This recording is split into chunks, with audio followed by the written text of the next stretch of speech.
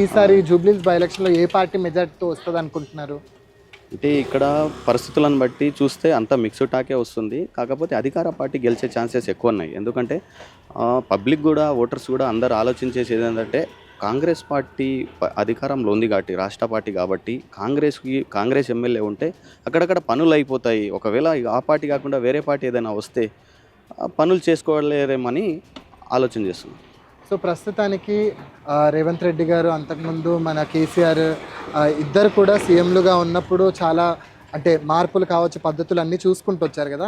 ఏ ప్రభుత్వం బాగా చేసిందని మీరు అనుకుంటున్నారు, లేదంటే బంధువర్గాలు టాక్ నడుస్తుంది? అంటే ప్రభుత్వం బీఆర్ఎస్ 5 ఇయర్స్, ఫస్ట్ 5 ఇయర్స్ బాగానే చేసింది.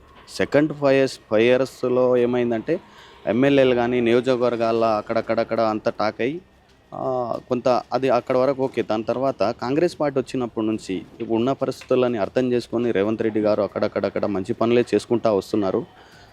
ఆయనను కూడా అట్లా చేయాలని ఏం లేదు. రేవంత్ రెడ్డి గారు కూడా బాగానే చేస్తున్నారు. కాకపోతే పరిస్థితులను బట్టి ఒకటొకటి చక్కగా దిగించుకుంటూ పోతున్నారు అని చెప్పి నేను అనుకుంటున్నాను.